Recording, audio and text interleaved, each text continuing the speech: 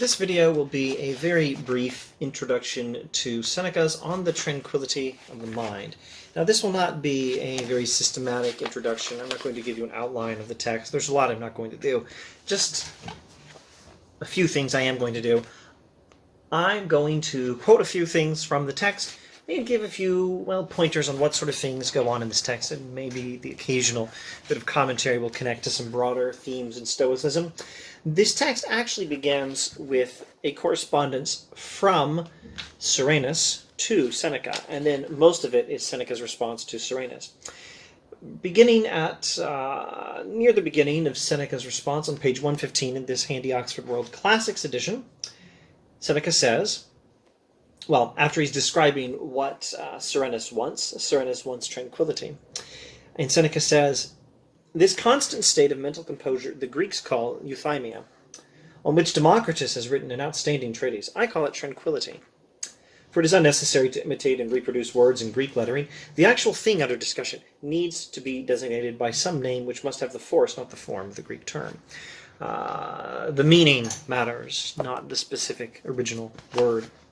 Our inquiry, then, is directed at how the mind should proceed always on a steady and favorable course, may have good intentions toward itself, and may take pleasure in regarding its state, and have no interruption mar this joy, but remain in a peaceful condition, at no time raising itself up or casting itself down. This will be tranquility. Tranquility is the goal. Tranquility is described as a state in which the mind proceeds always as on a steady and favorable course, and has good intentions towards itself, and takes pleasure in considering its own situation, and nothing interrupts and messes up the joy of the mind. The mind remains in a peaceful state. This is tranquility. How do we achieve tranquility? Well, Seneca gives a lot of advice on ways to deal with one problem or another that threatens tranquility. We're not going over all of it. We're not going over, for example, his advice on boredom. More about avoiding boredom. Let's see, page 125. Let's say something about his advice on fortune. Fortune being the personification of... the English word fortune works pretty well. Fortune is the personification perceived as a lady, a woman. In some versions, like in Boethius' Consolation of Philosophy, an evil woman. Fortune, Dame Fortune, Lady Fortune, is the personification of chance, of things outside of my control and your control, what brings us up in the world, what brings us down in the world. Fortune is what controls money, power, fame, and often enough, for the most part, health as well. Those whom fortune is never valued are happier than those she has abandoned. So Seneca gives a lot of advice on fortune.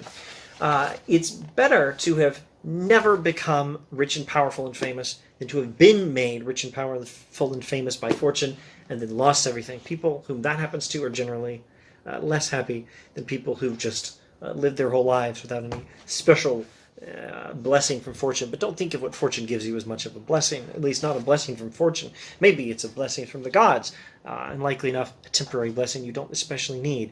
No, fortune is, generally speaking, fortune is not your friend. Fortune gives and fortune takes away without a lot of regard for what's just or what makes us happy. But you can learn about this and move towards happiness. I did mention Boethius. The Consolation of Philosophy by Boethius draws a lot from Seneca. And, of course, Augustine. Boethius is a Christian philosopher. But you can tell when you read Boethius on fortune and when you read Seneca on fortune that there's some influence, and there's a lot of overlap. Page 126. All the many and diverse cruelties that chance inflicts can never be so repulsed that many storms will not swoop down on those who spread their canvas wide. We must restrict our actions to a narrow compass so that fortune's arrows may fall in empty space. And this is why banishments and disasters have sometimes turned out to be remedies, and more serious misfortunes have been healed by less severe ones. Oh, there's so much here. Don't stake your happiness on what fortune and chance control. Don't stake your happiness on things that mere chance can give and mere chance can also take away. Misfortune can sometimes be good for you because it will help to heal the diseases of your soul, which are more serious than the problems of misfortune. This is very much like what Boethius does in the Consolation of Philosophy. Misfortune was the occasion for the healing of his soul.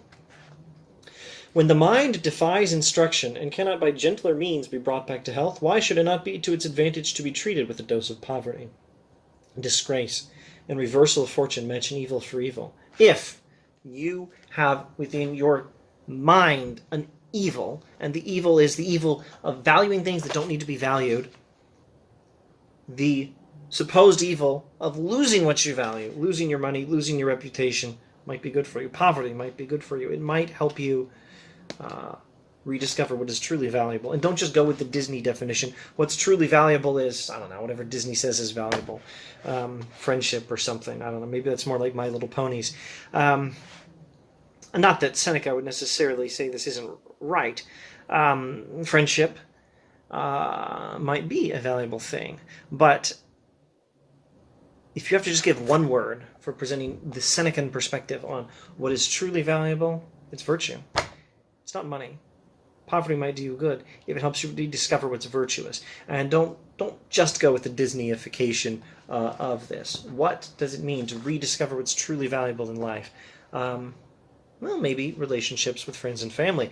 But for heaven's sake, virtue, virtue, virtue. If you have to give just one word, the word is virtue. What is your business that you must ensure that you have that is far more important to you than money, power, fame is, are you being good? Are you virtuous? That's what really matters. Page 127, here's a practical piece of advice. You should procure as many books as are sufficient, but none merely for show, etc., etc. 129, what I say above applies to those who are not yet fully formed, to the average and to the unsound, not to the wise man. Seneca is giving advice not to people who are wise, not to people who are virtuous, but to people who are hopefully becoming wise and becoming virtuous. That wise man now, he has no need to walk fearfully or step by step, though you might, and I might.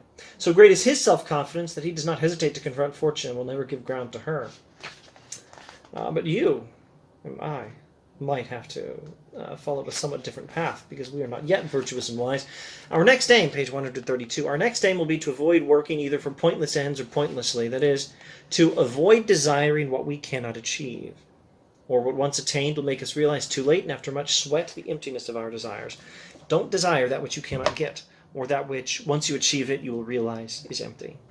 Many people have spent their lives, or most of their lives, trying to achieve that which they can never get, or trying to achieve that which they suddenly find they have one day, and they realize they're not happy. The correct solution is perhaps to go after these things, but understand what's more important. Above all, if you had to name just one thing, it would be virtue. Above all, it is necessary for the mind, page 133 following, it is necessary for the mind to be withdrawn into itself, abjuring all external interests. Let it have confidence in itself and take pleasure in itself. Let it admire its own possessions. Value what is within the soul more than anything external. Above all, value virtue. You must have virtue. This advice is not all lofty philosophy advice about virtue. Some of this is very practical advice. I'm going to pause the recording long enough to just check on one or two things, and then we'll wrap it up. And let's just wrap this up with a brief observation on how practical Seneca can be. Not that the rest is not practical. Value virtue is a practical piece of instruction from the Stoics, but it's also very there's just the right way of describing this that I can't quite put my finger on. Let's just say it's down to earth, and it's not all philosophy. Sometimes it's just good advice you might get from, I don't know, you might get this from your grandmother or something. This is not all philosophy stuff, or stuff you might think of as philosophy. Page 139. We should also take walks out of doors, so that our minds may be energized and refreshed by the open air and deep breathing. Take walks outside. The path towards a happy life and towards tranquility sometimes involves advice as practical, and maybe the word I'm looking for is just the word simple. So advice as practical and simple as do some walking outside. It will do you good.